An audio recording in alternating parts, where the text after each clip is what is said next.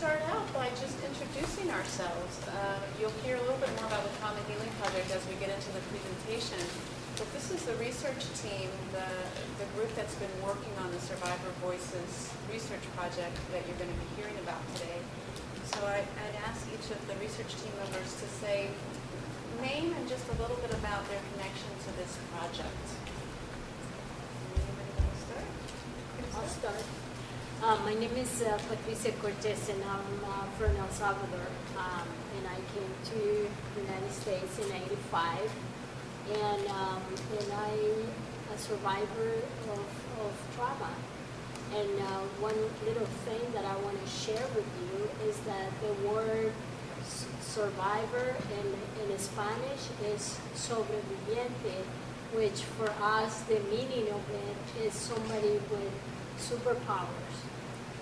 And so I thought that, that to me is very interesting, because the translation to the survivor in English is completely disempowering, from my opinion.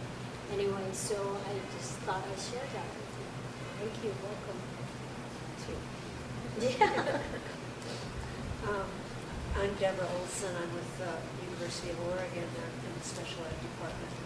I've been particularly connected to this project through the idea of helping people with disabilities have a voice in our research, because they're often the target of abusers but don't often have a voice in their experience. I'm Michelle Parkinson. I probably have the most unusual connection to this group now, but it's been a pleasure. I'm actually getting my master's at the U of L in active architecture, and got affiliated with the Trauma Healing Project through some research that I was doing for my project, and just enjoyed the work that they're doing so much, and they've gladly taken me on and allowed me to keep pursuing and helping out. So it's been a joy, and I'm also a survivor of trauma myself. So it's a really important topic that I'm just really glad to be part of. And I'm Elaine Walters. I am the director of the Trauma Healing Project. I'm a survivor that kind of came to this work after doing a lot of work around domestic violence and sexual assault, and was very interested in healing, and in particular really sort of raising the knowledge base around that survivors have to offer. So the Survivor Voices Project to me is an expression of that, really being able to listen to survivors and bring the wisdom forward. Sharon Peters, a volunteer at Trauma Healing Project for the last 4 years, I think.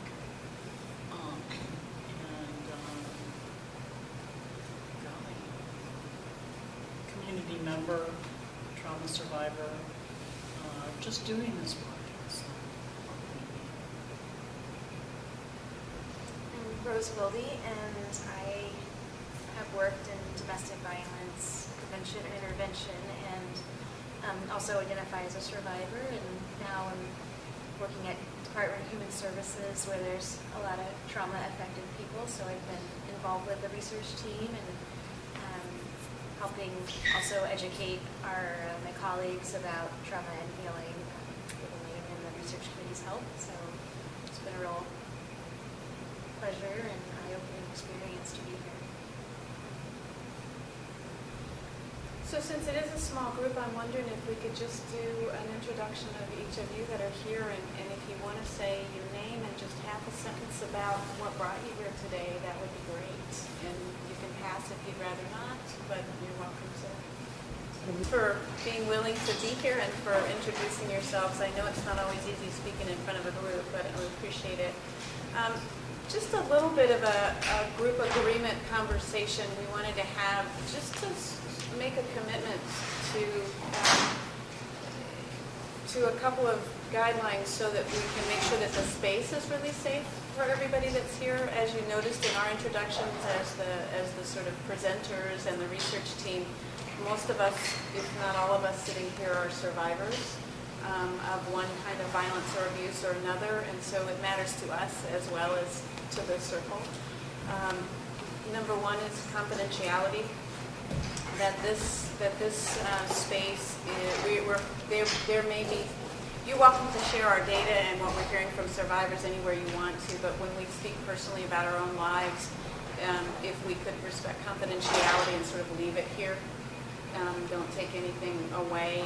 And to me, that also means that if I see you in the store, you're not going to remind me of what I said about my family in the store either, so that really just stays here. Another is just respect and making sure that we sort of honor each other's ways of speaking and stories without judgment, and also with your permission, I'm going to MC the event, which means I may be a little bit of a timekeeper, process check person, but we're going to do our best not to interrupt each other and to keep things moving. So if you're a person that speaks a lot, maybe step back, and if you're a person that needs more space to speak, you're invited to step forward and to speak up and claim this as your space too. Wanted to just tell you that this poster is of our survey, and there's some little orange tear-off things if you're interested at the break and you want to take a quick little survey yourself. We're kind of keeping this survey process alive. It's a living, breathing project, and so if you want to fill out the survey, there's 4 questions on it, and stick it in the little envelope there. You're invited to, but also help yourself. There's also food out there that we brought to share, so if you're hungry, don't stay hungry. If you need to stand up, please take care of yourself physically. If you need to use the bathroom, you're just outside here, so feel free to really take care of yourselves in whatever way you need to stay really comfortable. Joanne, does that include coffee or? There is no coffee, there's water, and there's snack bars and some little, what are those, little tangerine oranges? The little cuties. They're little cuties, but what's the other name for them? Clementines. Yeah. That's the word I was looking for. And they may be called all those other things too, but that's what I know them from. So, the agenda today is going to be pretty interactive. So there will be a presentation that's going to happen next, and then we're going to do some very interactive things. You'll be invited to participate in whatever way you might want to, and you don't have to participate in any way that you don't want to. So we want to keep this kind of moving, and since it is a small group, we hope that there's room for you to really participate as fully as you want to. Questions about that?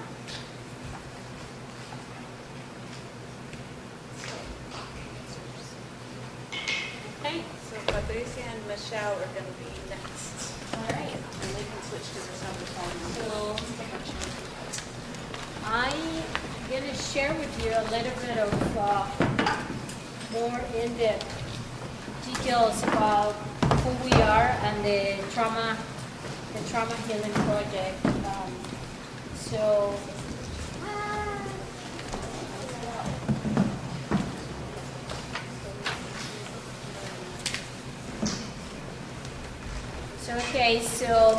first of all,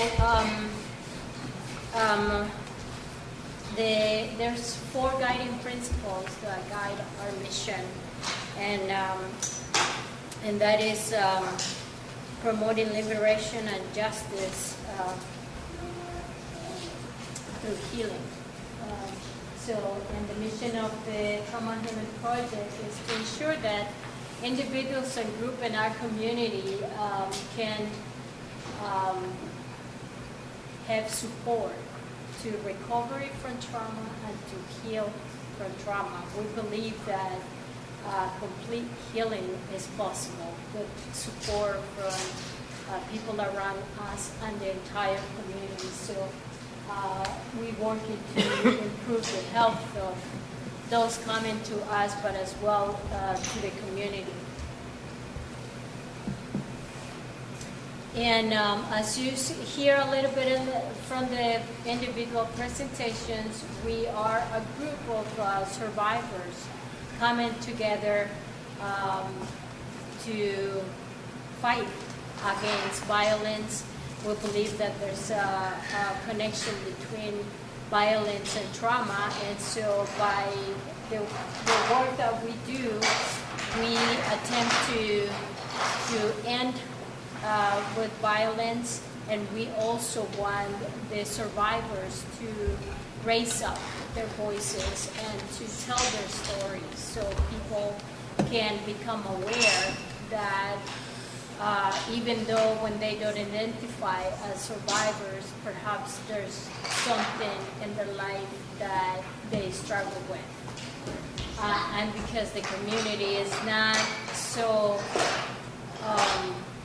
aware or willing to speak about these issues, they don't know about. So we share the belief that we are to reduce and eliminate abuse and violence. We must provide enough support, which is sort of what I say. And the pieces here is that we also include the historical trauma and oppression, which for me, when I came to this group, was a big deal. I never heard those terms included before, and so I appreciate that about this group.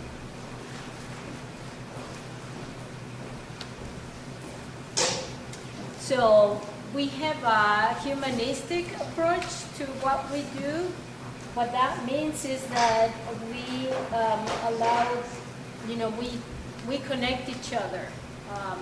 So not only intellectually, but through our hearts. And so what we do is to open up a dialogue and tell each other's stories and realize that we're not alone, that some of us have walked that path of recovery and healing, and that together we can continue with that process.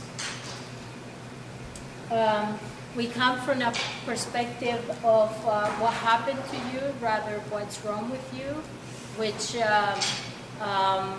we find that is very frequent, the framework and the mental health system. And so we purposely stay away from that way of thinking. So another two terms that the mental health system uses is the deficit and this idea that we are sick. A trauma healing, we believe that we have a normal reaction to abnormal situations. So earlier the question came up, what is trauma?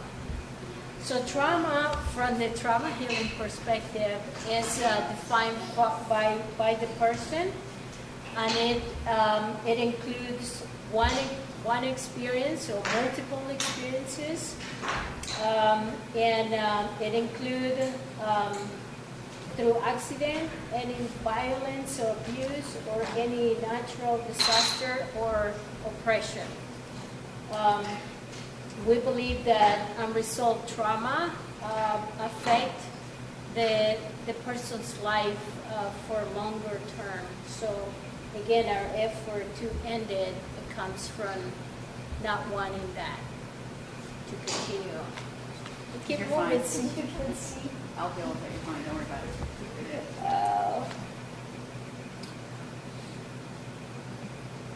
Were you done? Or should I go back? Okay.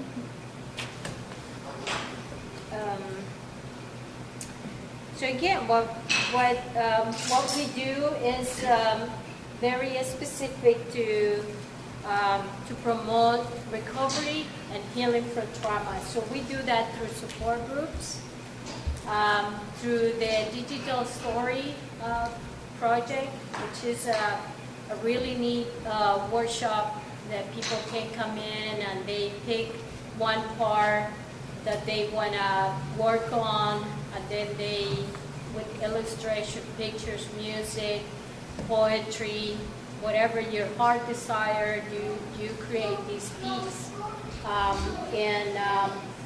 And through that process, we believe that it moves the impact of trauma. And I can say that because I have done it. And I have to tell you that I have worked a lot in my own trauma history. And And I thought that I was free of a lot of those experiences. And when I sit down and start doing this project, I felt hooked in the event. But through the process, I was able to become stronger and feel more in control of my reactions to that. So we create a lot of community forums and providers training and healing conversations. So one of them is happening every Wednesday right now, just an example.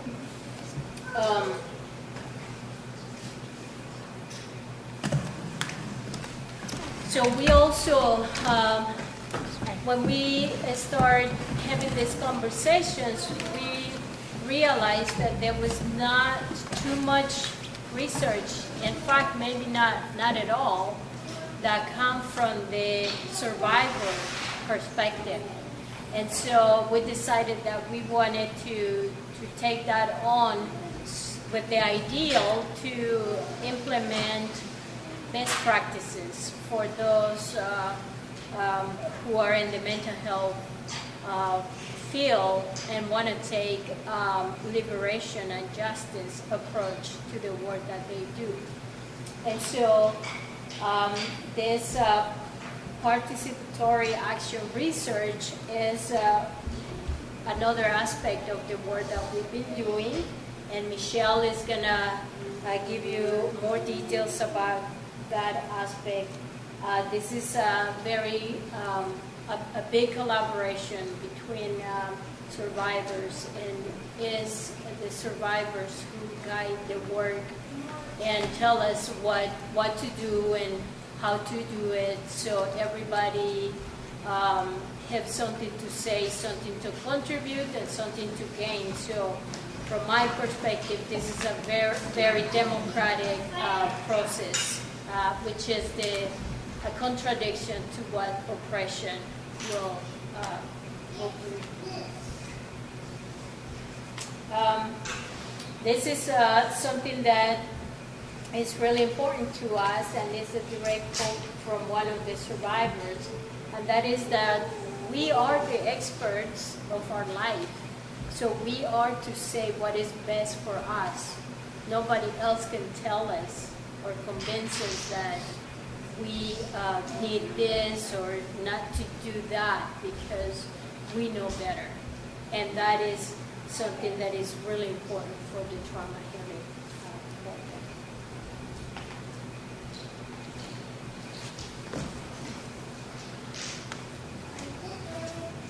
I feel that I said that already. Yeah, so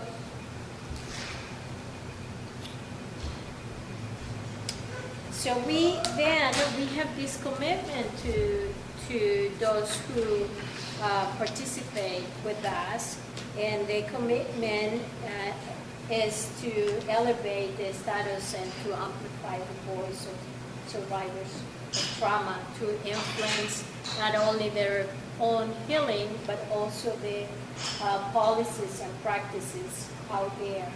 And not only the person going through the experience, but those who are close to them, like families and community members.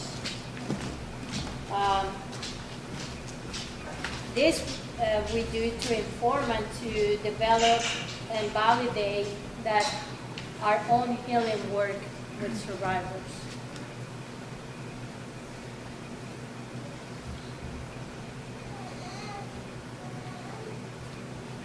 So we have this pledge that the work that we do is guided by the work of the survey, the data that we collected. And so when we listen, we pay attention when the survivors are telling us, for example, that it's important to know alternative treatments to their trauma, not just medication or talk therapy, but include like body works and movements and meditation, and that kind of stuff. So we also educate, we have the commitment to educate service providers and raise the awareness to a larger community. And the, yeah, Michelle is going to tell you more about that. I don't want to take that part. And why this is so important, right? So you can see the, some of the statistics why this is important. Okay, and 1 in 6 women and 1 in 33 men have been victims of completed or attempted rape. And at least 1.8 million U.S. women are severely assaulted during the 84-month period. So those are very large numbers. And in Oregon, 1 in 3 intimate partner physical assault and 1 in 5 sexual assault. A child or children witness the event. So, and in the past year, 5 years alone, 26,910 Oregon children directly witnessed a physical assault and 1,176 witnessed sexual assault against a mother or two female caregivers. So these numbers are enough for all of us to be enraged, right? I mean, at least I am, and it makes me feel more important that I'm part of this group and part of this movement to raise the word of survivors. So I mentioned that we believe that the connection between trauma and violence keeps coming up in our research finding, and it's rarely addressed. And so this have a negative impact on everyone, not just those who survive the experience. And we'll believe that effective ritual have been practiced in different groups and for thousands of years. And so connecting back to that cross-culture and that history that had been forgotten is part of the work that we do. And now I'm going to lead you with Michelle for the second ride in this section. So I'm going to talk about the numbers and the actual survey, the survey itself, and the results that the Trauma Healing Project has received from the survey. The survey itself was computer generated digital phone survey, and forgive me if I review some of this because it's still new to me. This whole survey is so. Like I said, it was a random conducted survey of 351 participants, and within the Eugene Springfield area, and it was conducted in July and August of 2009. There was 78 items, questions. 68 of those were closed, and 10 were open-ended, or you can give your own statement or responses to those questions.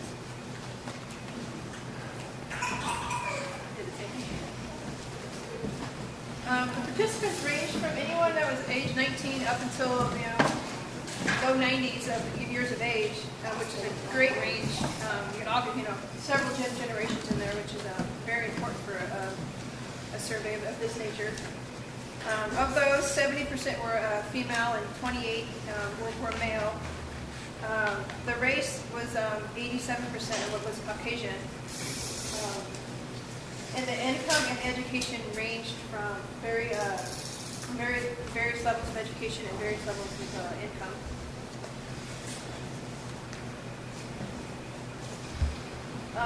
What happened, or what trauma? What was your trauma? What was your situation? Was one of the various questions that was asked. And of this, almost half experienced some form of sexual abuse, violence, or abuse. And also almost half lived with a combat vet or someone who was war exposed, and I believe that's probably just going to increase with more this is my own personal take, but with more veterans coming back from our current situation with their military status right now. Also, of this, 21% witnessed some form of sexual violence towards a family member, which can also be a huge impact, just witnessing a traumatic experience. One of the questions was asked, at what age were you first witnessed to trauma? Almost 50% of those were toddlers or young children, 0 to 6 years of age. Or those that, 8% was anywhere from in their teen years, 13 to 17 years, which are really impactful years of your life.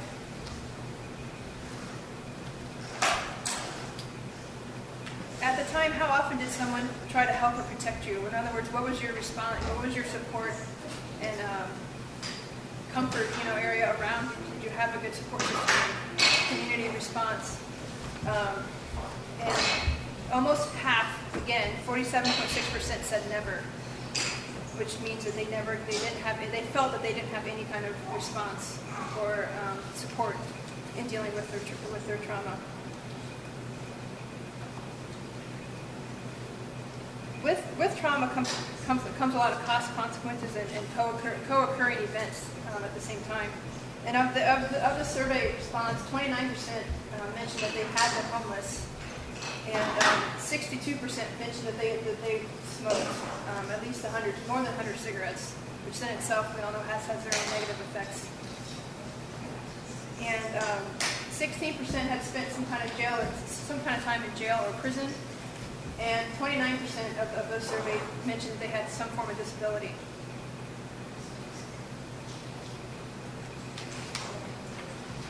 There are many efforts to heal was also asked. And of this, 77%, which is 3/4 of those surveyed, mentioned that they use some form of mental health services within the community.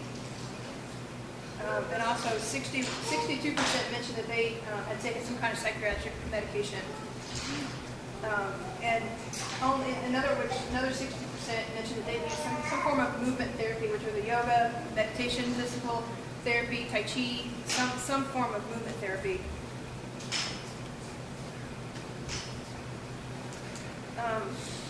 Excuse me. 79% disagreed or strongly disagreed with this statement. Overall, the general public understands how trauma impacts people. They get it. So it's almost 80% of people feel like that the public does not understand. Another 80% strongly disagreed or disagreed with the overall general public knows how to help people heal from trauma. And then if you remember those numbers, then you think back about that 77% use mental health services to help them heal. That's the two correlations is pretty interesting. And I think Elaine will go into. I don't have these on mine. No, you don't. You didn't have one. I cut you off. Oh, she cut me off. Thanks. Appreciate it. Thank you. Well, I sent them the slides to work from, and I cut them at where it was going to switch to. I was still working on them, that's why. That's okay. So those are kind of intense numbers that you just heard presented. That information is pretty significant. Comments or thoughts about that? Did anything surprise you? Well, I just finished reading the book, and it was a very in-depth book about mental illnesses and how we're treating them. And what really stuck out to me was that one of the main points of the book was that we're medicating people with medication for these mental illnesses more so than ever before in our history, but yet the numbers of their healing and the numbers of mental illness keep rising. So we don't see any real positive impact on the medication. That's not to say medications aren't beneficial. I just thought that was an interesting perspective. So did you just read Anatomy of an Epidemic? Yeah, that was So Anatomy of an Epidemic really talks about the rise in mental illness that seems to be accompanying the rise in medication, and that it's kind of contradicting. If medications are really so good for people, why are we seeing more mental illness rather than less? Right.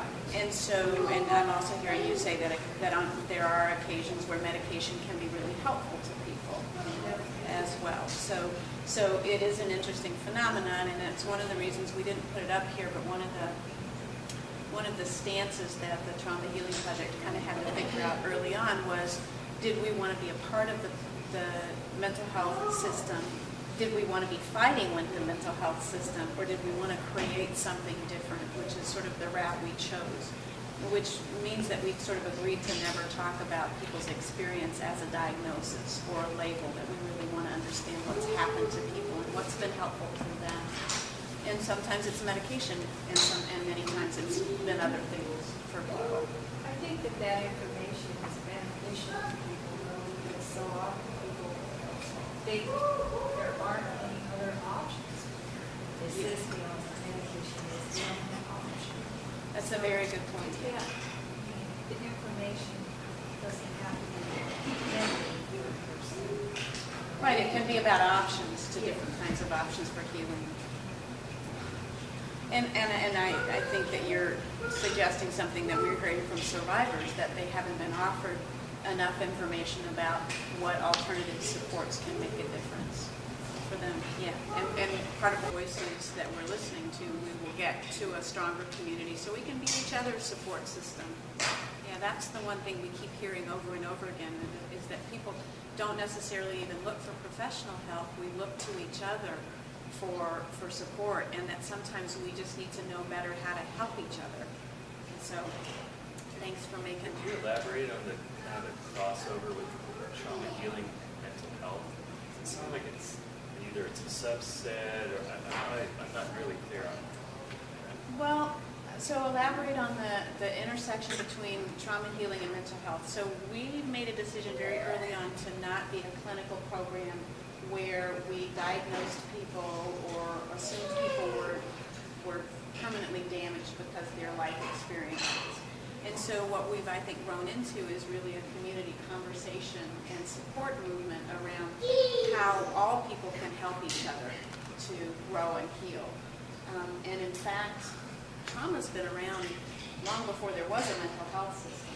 And as Patricia mentioned when she was talking earlier, there's long histories of rituals and processes that people have used in their families or in their communities to help recover from scary things, whether it's war or a hunt or loss of somebody in the family. And that among us, we have a lot of wisdom. And you don't have to go to a mental health provider to receive support to heal from trauma. But we've lost a lot of that information, and we've not been able to access it or share it with each other. So that's kind of what the whole Trauma Healing Project is, an effort to sort of bring the wisdom into the community so that the community is supportive of healing, rather than needing to go to a psychologist or a social worker to get that information or that support. Does that answer your question? Let me see if anybody else has. Oh, I was just wondering if you wanted to mention the trauma-informed services and the fact that we created the law that therapists are supposed to be trauma-informed. Like, we had to tell them. So we're actually outside of the mental health system in that we're trying to be a community of support and community support network. But what you're referring to is there was a policy passed at the state level that sort of requires mental health providers and substance abuse treatment providers to learn more about trauma and to be more thoughtful about how they work with their clients and recipients of services. And so they're actually, even within the mental health and substance abuse treatment world, there have been survivors now in Oregon in particular really fighting to get trauma recognized. And so there's parallel work happening. We're thinking community-wide, and there's stuff happening in lots of different arenas. So sexual assault work, work with child abuse victims in the child welfare system is moving towards being more trauma-informed. Same thing in the mental health system. I was wondering how the information that you got from your survey, what did you do in the organization? Like, how did it change what you did? You know, it is what we're doing, actually. The Survivor Voices project is a listening project of co-learning, and so this is part of what we're doing with it. This is sort of how we're organized to function, and so it's influencing sort of really how we're working in the community and teaching other folks to understand. So it's changed. I mean, we use it in everything. It comes into the support groups we've created and we're working on. It influences the way we do digital storytelling. We have trauma-informed yoga classes and massage and Reiki. So what we're learning from survivors really is influencing us at every level. So I want to keep going because there's more to share with you. Any of you willing to read, be readers? Raise your hand if you'd be willing to read something off the screen. So can I give you number one? Raise your hand. Keep your hands up for a second. So 1, 2, 3, 4, 5, 6. So we're going to do round robin. So you'll read, and then number 2 will read, and number 3 as we get to them. Okay. We're going to go through sort of the quotes from survivors that are reflective of lots and lots of other survivors. The reason we chose these quotes is because they represented dozens, if not hundreds, of survivors who said something similar in response to these questions. Okay.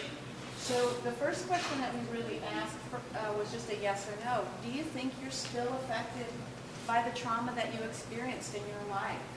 212 people, over 60% said yes. Okay, so that means they identified as survivors, and they still feel like even today, sometimes we had 4 people in their 90s, and for many of them, the trauma happened before they were 6 years old, and they're saying that they're still affected by the trauma that they experienced. So sort of keep that in mind.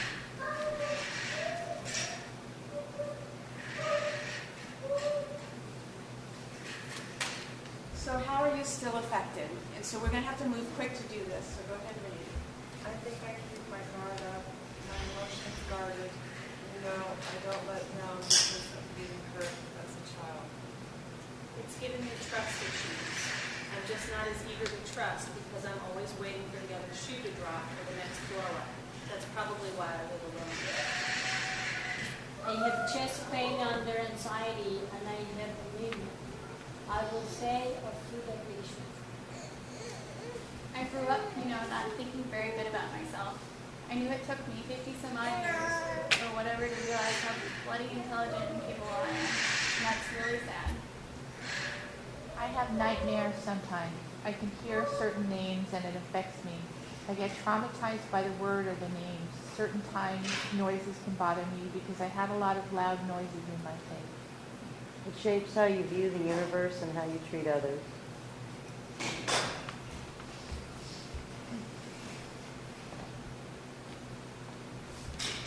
So what hurt is the category. What didn't feel good about how people responded? Doctors who don't talk to me in depth, intensive prescribed medication with only a 5-minute discussion. Silence, blaming, doubt. Being patronized or defined as mentally ill. When people assume I am broken because of my past. Reactions of shock and disgust when I have shared my experiences. People not being able to hear it and trying to fix me. I think the least helpful thing was ignoring it. No one discussed it with me while I was being abused as a child.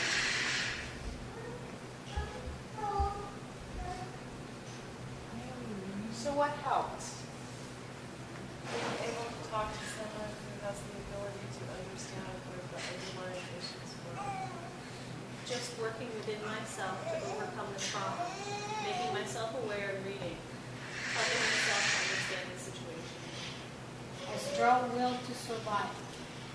I think it helped me to know God as being a religious person. Admitting it, actually agreeing that it happened and that it's not my fault. I guess that's where it started and that's where it had to go. So admitting it, facing it. Compassion and love and a person to listen.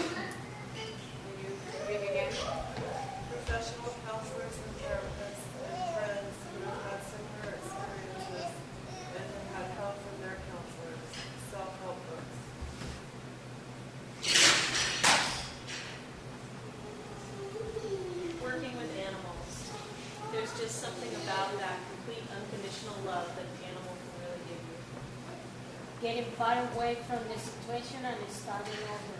I think I'm getting stronger. I've taken up martial arts and I've found a center point where I can feel peaceful and calm. And my family, my husband and son have helped me quite a bit. Probably just growing up and finding out that there are other ways to live, other ways to behave. I think that one thing I found that helped me and took me a lot of years to get there is I sat down one day and started writing, and I wrote for the next 16 weeks. Just being around people that aren't violent and care about me, and don't do that to me, ever. So can we just break into pairs and talk to each other about what it was like to sort of hear those quotes? So if you could just pick somebody to turn to and talk with.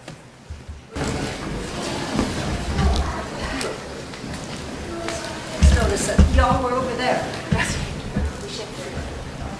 Okay, I guess I'm up here. Am I up here? Do you need one? Who was the other person? Tim, but He both out. So, when people filled out answers to the survey, that random digit telephone survey we talked about, they also had an opportunity to come to a focus group and participate in a little bit more in-depth discussion about a number of things, like the what helped and what hurt kinds of questions that we're interested in. So we wanted to recreate a focus group for you, and we're not this is just live.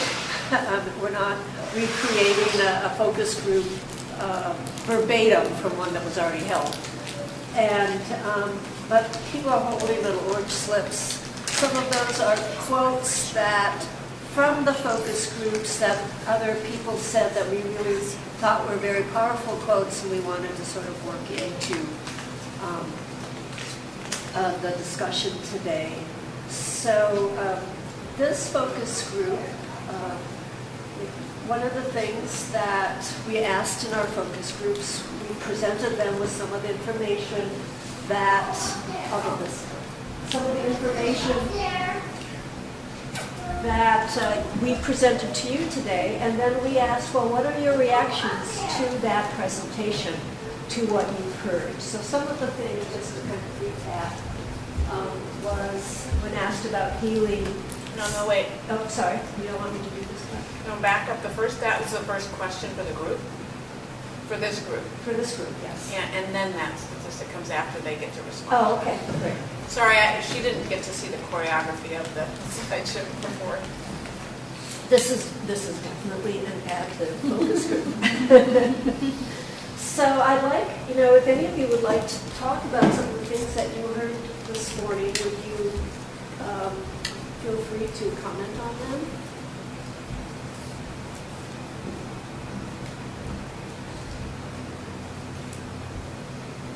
Well, I think it was kind of amazing that somebody, just the statistics that people who had experienced trauma or abuse or witnessed it, like how many of them experienced it so young, and I'm not sure if they said this or not, but it seemed like this experienced it young and then again and again and again, not just one time. Does anybody else want to comment on what you've heard today? I was kind of thinking about,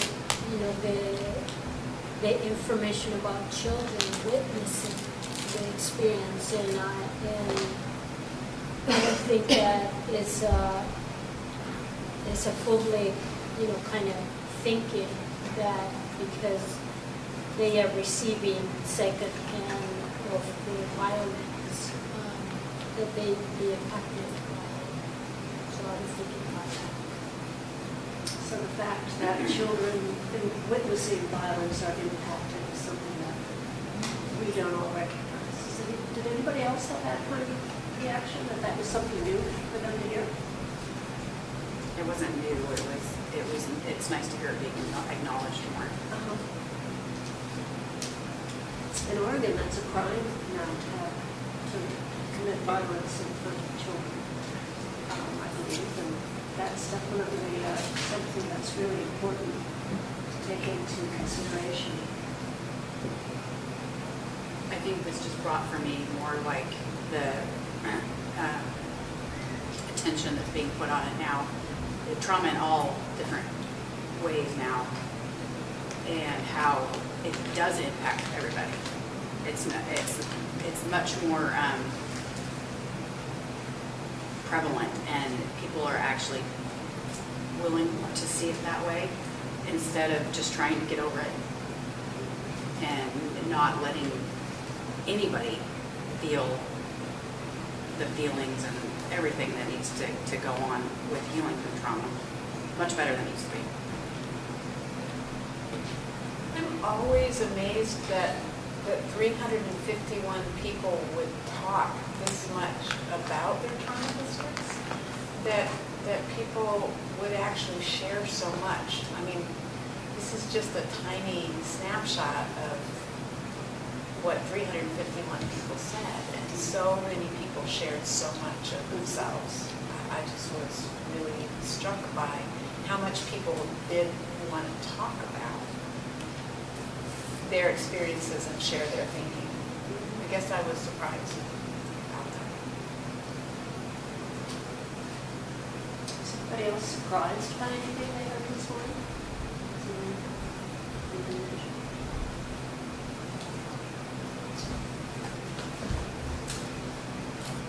The amount of people who had experienced sexual abuse, that's not something that people talk about, even when they talk about other forms of abuse. There's like half of the people in the survey said they had experienced sexual abuse. I thought that was pretty intense to think about, to know just how many people have that experience. It seemed like if you were a trauma survivor in this survey, like half of those people had experienced sexual abuse too. I think one of the things that surprised me were how many people, a large number, said that nobody ever or rarely came to help them or protect them from the trauma. I don't know that that's a number that I've ever seen published anywhere. That's a pretty stark finding. It made me angry. The age, 0 to 6 was the age where more was 351 got experience abuse.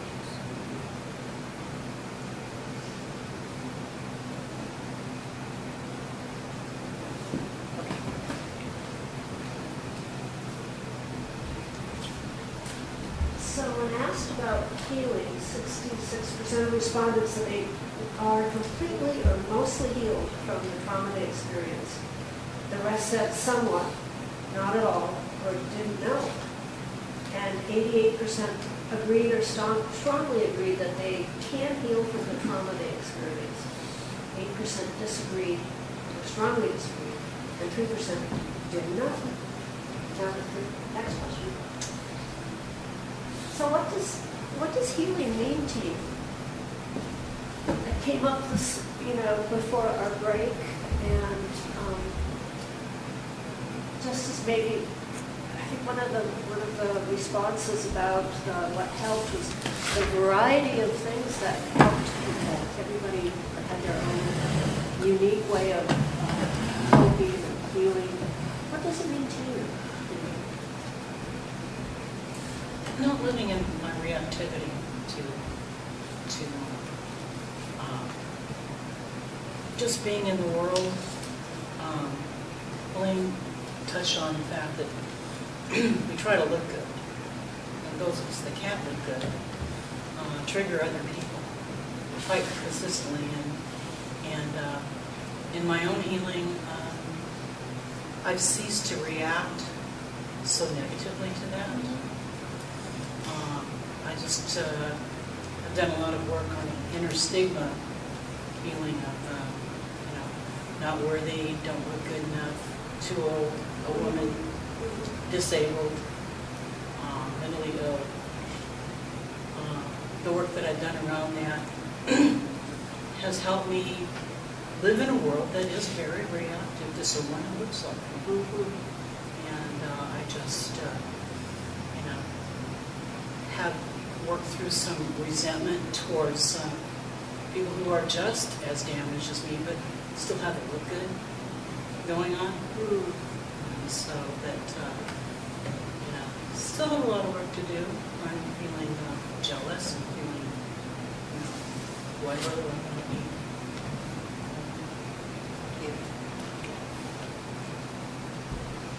Somebody else want to share what healing means, or maybe respond to Sharon's comment? Well, I grew up in a culture that the sexuality and sexual practices is a lot of times blamed on the person, on the woman. You are too pretty, or you were wearing this kind of clothes, or that kind of stuff. And so for me, healing was that moment of shifting, that it wasn't something that I asked for, it just happened. And it's the other person wrongdoing, not mine. So healing meant realizing it wasn't your fault. Anyone else want to talk about healing? Well, this person said healing is learning to deal with it and accepting what's happened, but not wanting to damn yourself by like running some guy over. And the anger was here, and it was ruining everything, and along with all of the hurt. At this point, I decided, okay, I don't want to do that. I don't want to run this guy over. Part of it, I guess, is liking yourself a little more. So this person say education, counseling. I took many psychology classes, understanding where it comes from, trying to make sure that things don't happen again, protecting myself, don't leaving my protection to someone else, realizing it was not my fault. Once I realized the pattern, I could stop it. It's a pretty powerful list. I think for me, some of it's been remembering, like reclaiming territory in my mind. Having had big blocks in my memory that not only did I lose some of the memory of some of the trauma that happened, I lost the other good memories too. It's like it was the dam that blocked the pain from the trauma, also blocked all of the joy or all of the other good experiences, and just remembering my life. It's like there was a big gap happening. So some part of it has been sort of brick by brick remembering it, and each time remembering the trauma and sort of letting the dam break in a certain way has actually given me back big chunks of memory that I didn't know what was missing until it was back, kind of thing. But there was something important about putting it back together and having the memories again, even the bad ones. This person, kind of what you said relates to what this person said about people need to know that healing's available. It's possible to heal. In my experience of other people that have been traumatized or abused, is frequently they don't know that they've been abused, or they don't believe that they've been abused, or they don't want to believe that they've been abused. But then they also don't know that healing is possible. So they've never been introduced to the hope or the possibility of healing. So it kind of makes me think, that quote makes me think about just having courage. Part of healing takes a lot of courage to sort of walk towards the unknown and being willing to remember things. And the comment makes me think about how you might remember some happy moments as well, or remember things that you didn't know were there. In addition to that, remembering is part of the healing process, Eugene.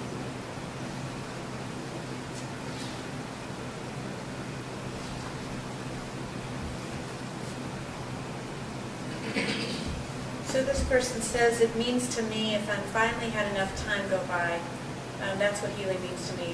It's as if I finally had enough time go by, because now it's not that I totally understand her, but I look. I saved myself from being that way. I found out now who, I don't have to be like that, and I can turn around and help someone that's being abused because I understand how that feels for me. And it's kind of a piece. It's kind of, okay, now it's like a graduation kind of a thing, graduation kind of a thing, Oh, now because I'm accepting, I'm understanding, I'm knowing, and so I don't have to think about those things anymore. So the word acceptance, I think, has a lot of play, and it's one of my hardest things. I think my coping strategy was to be incredibly oppositional, and there's a no way before there's a yes for almost everything. If I didn't think about it, it's not quite good enough. If I can't control it, it's scary. And so there's something about this kind of move towards acceptance that also it requires that I let my guard down in some way. And it's exactly the thing that I'm having to get more cozy with to move through my own healing process. And part of it is accepting that I couldn't stop things from happening to me and that I couldn't control it. And that's kind of where the, I don't know, wiggle room is or territory is that I have to spend time with now. That's the least comfortable, but seems to be very helpful. So acceptance and sort of letting go of control and the guard down. Does anybody else resonate with that? Well, what you said about how it's scary to let go of control and realize it's scary for everyone, and that's what the resistance to change is all about in other people and their reactivity, like I was saying. They always will react, and accept that and realize they may get it later on, especially if you're working with a lot of trauma healing, a lot of trauma survivors. They will trigger each other. Some of them are just not ready to make that change. They're still working. It still works for them. That hanging on, and that not accepting, and that being opposition, and that being reactive. And we just gotta go, how am I still like that? Because they're showing you right away where you're at or where you were. And how can I help them now? Maybe by just not reacting to them like other people do, or just taking good care of yourself. I definitely, when you said scary, that's the person that came to my mind in listening to Elaine was, well, because if I show where my triggers are, where my habits are and defense mechanisms are, what if I share those with you and then you bring them up later? Like, well, are you saying that because you're reacting because of your trauma history, or do you really mean that? And like, to me, it's just, I don't know, maybe healing is it's no, like, you don't feel any different about that, but maybe the healing, part of the healing process is knowing that could happen and doing it anyway and sharing yourself anyway. Knowing the difference. Well, maybe there isn't a difference. I mean, maybe you're like, if I'm choosing to share, well, this is how I respond to that, and kind of the inner workings that may be related to trauma history, that sort of trusting, I guess. Trusting that even though it's scary, and not necessarily even trusting the other person, like the other person could still use it, like Elaine could use it, I could use it, like, not that we wouldn't ever do those things, even as we're friends and on our healing journey, but more like trusting that maybe I'll be okay, that if a scary thing happens, that it wouldn't necessarily be the end of the world, like that. It wouldn't be the end of the world, but But you know where the other person is at. If they're using their, you can read other people. You can see that where their healing begins and ends. And, yeah, they're going to bring up stuff later. That's part of their distress. That's part of their triggers. They're going to videotape you. Put it on YouTube. That's a trigger. They've been triggered. It makes me think maybe healing is like, well, I don't want that stuff to happen, but it might happen anyway. And if it does, and it won't stop me from doing what I need to do. exactly, because it's your truth. The reactivity and the triggers are their lies. They keep you from being your true self. Because either somebody told you should feel like that, or you saw it on TV and you saw other people and decided, I'll incorporate that because there's nothing much in here, so I can be like, he's a real bitch on the soap operas lately, Boy, she took care of that really well. I think I'll try that strategy. So Lisa or Patricia, do you have anything to add to that discussion at all? And reactions? Not this particular piece, but after I got hurt so many times and in so many ways, I became really angry. And so to the point that there was this time in my life that I was always really angry, and I didn't know why I was angry, but I was ready to take anybody down, so to speak. And so when there was this work that I did in my own healing process, that came to this conclusion that these people that I was hurting were not the one who hurt me. And there was a big, shift again in me to say, hey, I don't want to hurt people. And so that was one of my, really powerful moments in my life. And this person says that,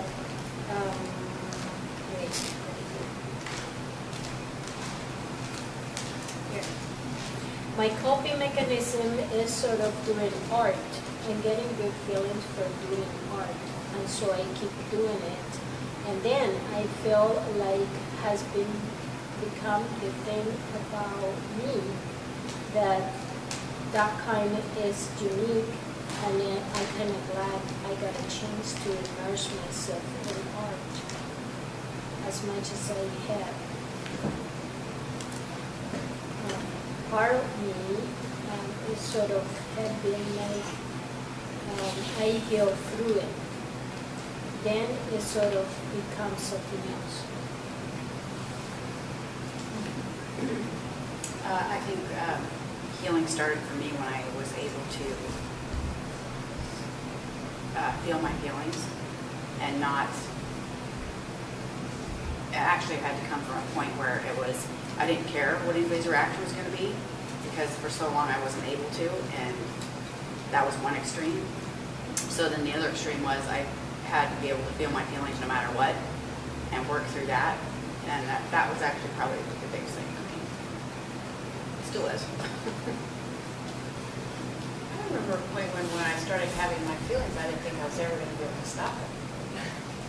Where they just kept running and running and running, and it, part of I think sort of what you're describing and what you were describing is like you get to a place and you've got this sort of powerful response happening internally, and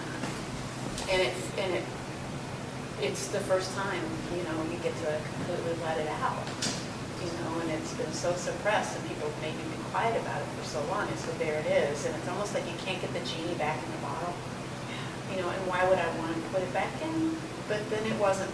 Then there was a point where I wasn't kind of in charge of where that was happening, so then I had to kind of find places and people that could be with me while I had those feelings, which then made it so that I didn't have to have them all the time everywhere. So there was really something that shifted where I still feel really furious. And what I'm realizing in this conversation about anger is that I still don't let myself really find spaces where I can where I can show how pissed off I really am. It's like I still am riding on top of it, and it comes out funny ways. And so I think what I'll do is remind the people that I work with and counsel with to remember that I'm pissed. And I can cry all day long, and it seems like I'm being productive, but really what I am is very pissed off. And that's one of the harder ones to... Somebody might tell me I need to just get over being pissed off. And I don't think I need to get over being pissed off. I think I need to get really pissed off in a safe space with somebody who understands that it's justified.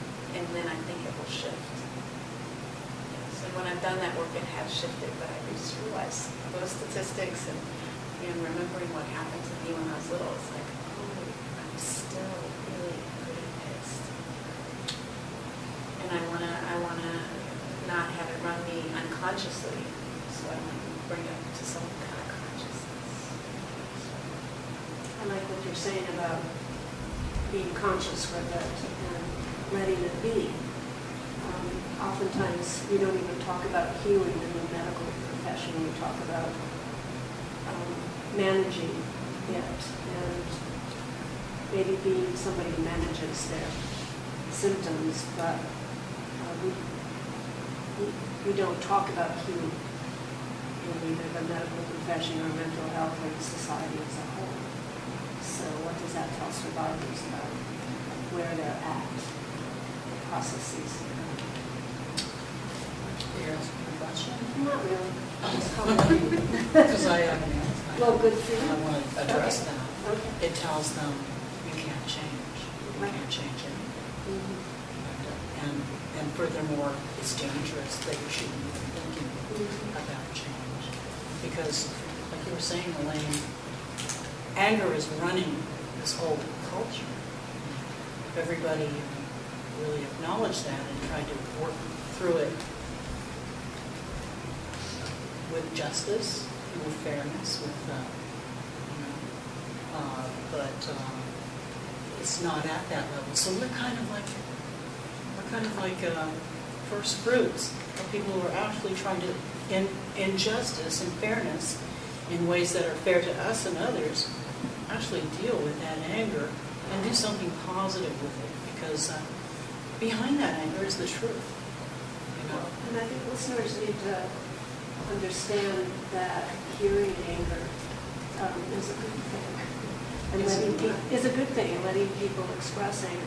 Listeners perhaps want to just maybe cut off anger because we don't deal well with anger in our society. It triggers a lot of people. So, especially trauma survivors, because they're going to go, I'm going to get hit now. in the interest of time, I'm going to see what the next slide says.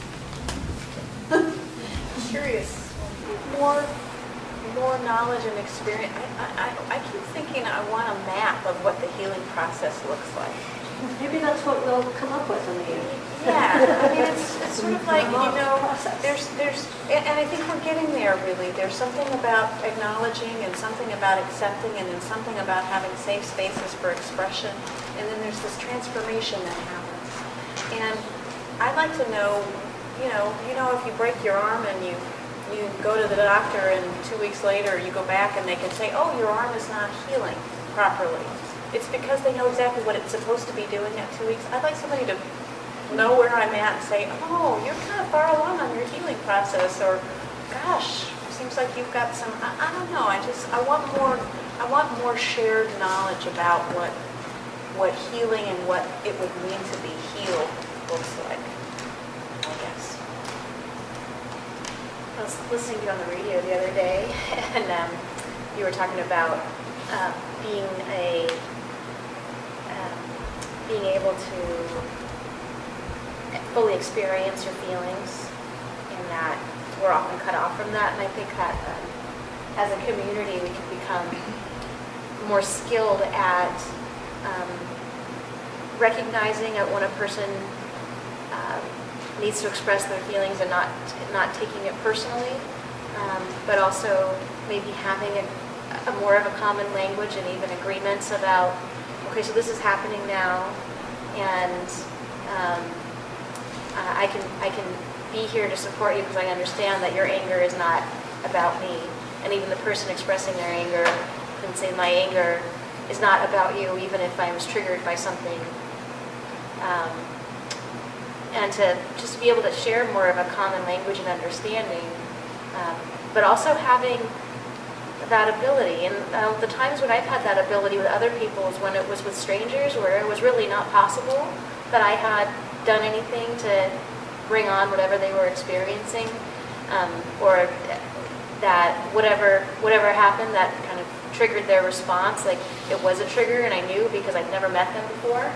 And that made it really easy for me. And I found that in those experiences, I actually really didn't remember the details, when I was helping a person in that way, because it really had nothing to do with me. And I was completely present with them, but then it was gone. It didn't stick to me at all. And it was a very safe process to be in. And I thought, well, so both as a whole, having a population more comfortable doing those things, but then also having structured opportunities to heal together and to be present for one another and to have that exchange happen.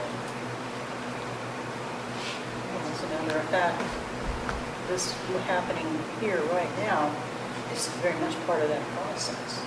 We're creating it with every word we speak just now. It's very exciting because it's very unique in this community and in this nation, in this world. We're on the cutting edge. We're on the top of the wave as it's moving forward. It's not that we're inventing it; we're discovering it. It's already hardwired in our brains, like you like to say, to heal. And what hinders it is it's like what you're saying. Or what helps it is a community that's prepared to be resilient, to be accepting, to take it in and realize, this is a very human thing,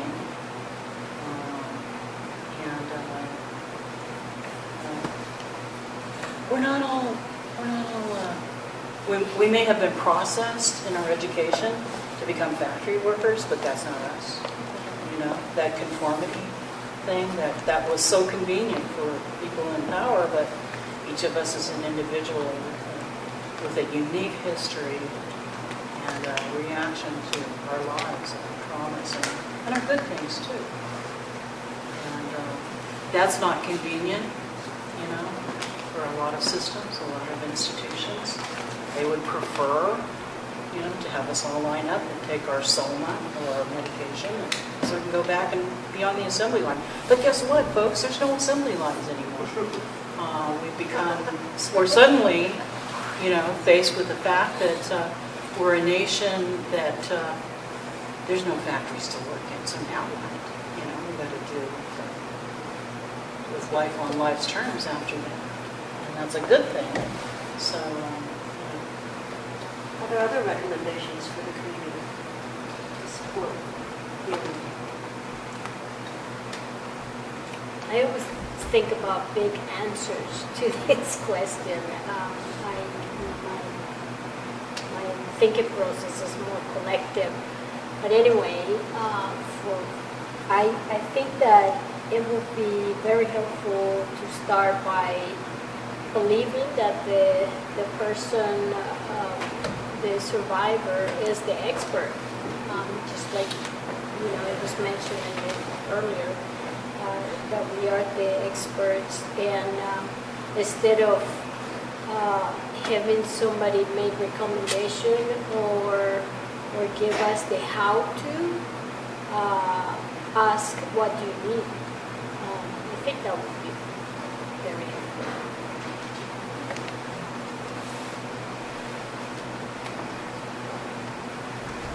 see what the audience perhaps has to say about comments or questions about the focus group or anything